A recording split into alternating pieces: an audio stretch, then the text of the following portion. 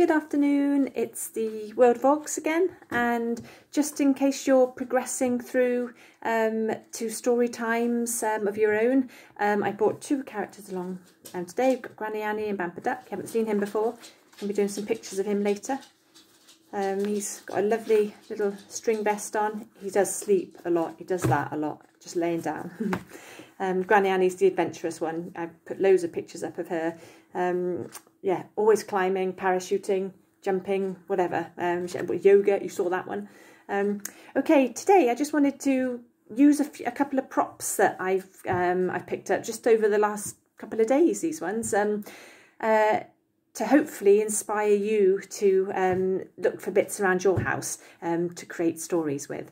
Okay, and the reason being, we're going to sort of dip out of the day-to-day life and enter into the into our imaginations, because sometimes it's quite nice to switch off from reality before returning back to the normal life and just sit and wait for the next bit of creativity to come from somewhere. And I'm hoping that's getting more and more all the time at the moment. Okay, so I made a few notes earlier. I just want to check that I'm not going to miss telling you anything. No, I think I can bring all this. I can bring all this up in without looking. Okay, right. Okay, my props then. The key, the famous key that I keep referring to in some of the other videos. Now it'd be quite good if you could locate a key in your house, but make sure you chat to parents, because you do not want to take the key that allows you to go out into the world when we're allowed out. Because that'd be awful, wouldn't it? As if you'd be locked in your house forever because you've taken the only key to the outside world. So make sure you've checked with parents about a key. But my key wasn't even a door key. There's loads of door keys I could have done, but this was just far more interesting than a door key. It was off a tin of corned beef, and it is a really interesting key because it's got a little hole in it and you can spy through it. And I keep thinking, oh, what else could this have been used for? In a world of Og imagination, what else could we use this key for?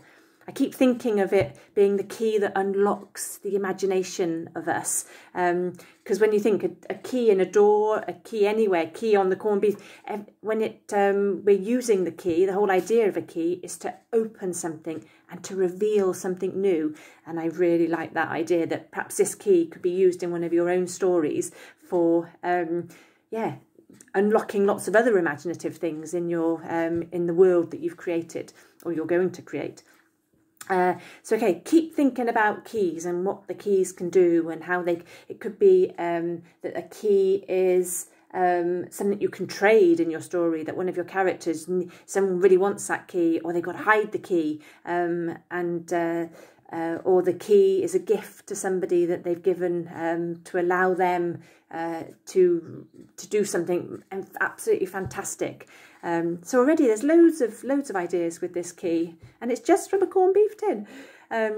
So yeah, look for an interesting key, chat to parents first about that, and you could start drawing keys, because keys are actually really, really, really interesting to draw as well, because other keys, house keys, they've got some lovely little bumpy lines and everything, and yeah, you could that could be part of your stories, and that comes on to the next bit, next prop I've got.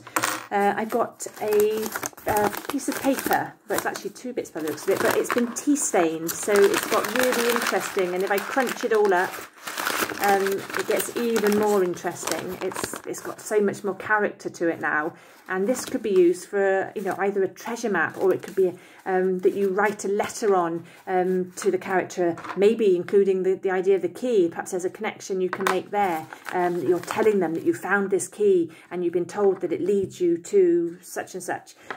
So yeah, you could write this, and you could pretend to send it somewhere, or leave it somewhere, or you just use it to inspire some sort of creativity in your story.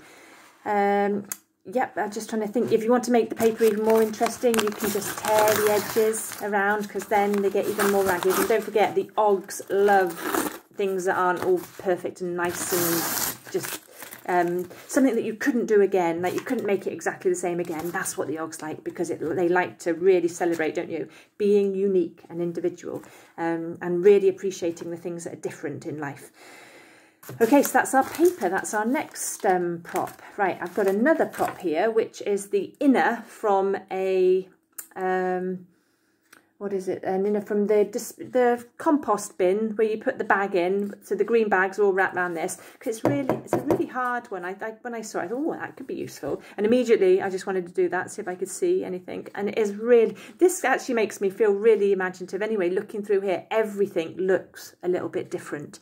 So you might find, to get your creativity flowing, if your key hasn't worked and it hasn't unlocked it for you, then you could use this, because if you start looking at the world through this, I think you might find ideas come to you, and you might have got a toilet roll in her, or a kitchen roll in her, or you might even have got something else around the house, some sort of tube that you've, from, I don't know, from anything that has a tube in it. So you could perhaps use that, or it might be that your Og is going to use it for circus skills, and so it's going to, this sort of thing Granny Annie would love, and rolling along on the tube, that would suit her perfectly. So that could be part of your story, that your Og uses this to run away from someone, or well, you're thinking of old films and such, it could be a really funny part of your story, couldn't it?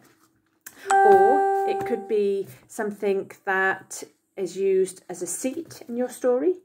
Or something that they all try and magically squeeze into, because it takes them to another world. When they get inside the tube, the characters just disappear into, like the witch in the wardrobe, I suppose, isn't it? Go inside something, and then something else opens up.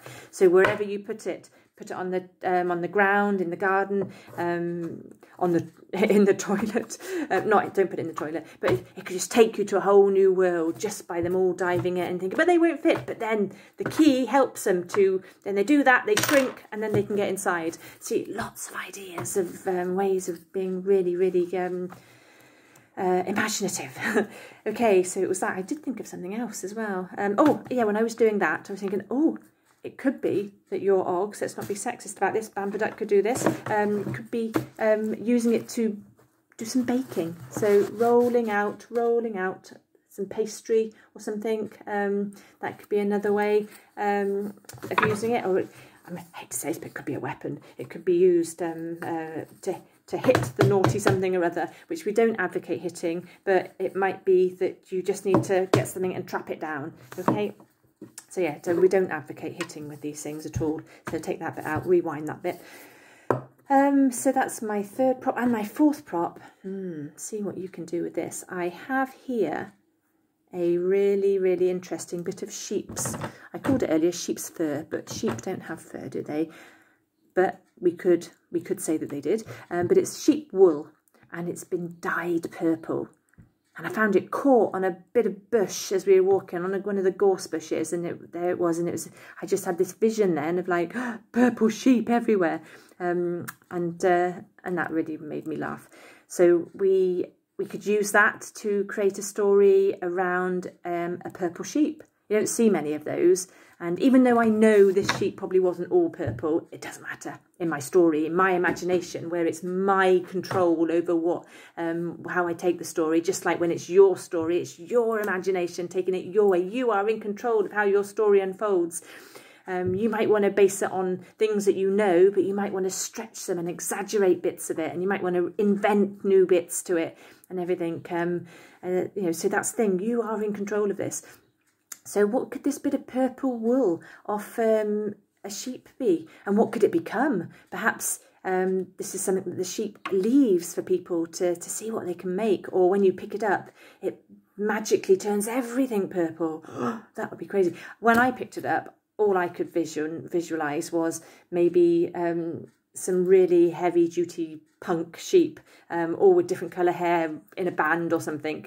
That's what made me pick it up, thinking, oh yeah, I can just picture that. These really out there, groovy sheep with multicoloured hair. And then after that, I was thinking, oh, something I keep seeing is lots of purple at the moment, because there's lots of rainbows that people are doing and putting in windows and such. And that made me think perhaps the sheep are trying to do that as well, and they're trying to leave different colours around. So that just within a few seconds, all these ideas just bobbing out, and I hope they're stimulating some ideas for you as well. So I'm going to leave you in charge, I suppose. I'm going to say in the capable hands of these two, but don't know how well that would go. Because if I know Granny Annie would get you off on some mad venture and probably end up dangling from something or other, and Bamford just starts snoring. So I'm going to leave you in capable hands of these two, but with the complete control over how these bits come to be a story. And I really look forward to hearing about it. Take care.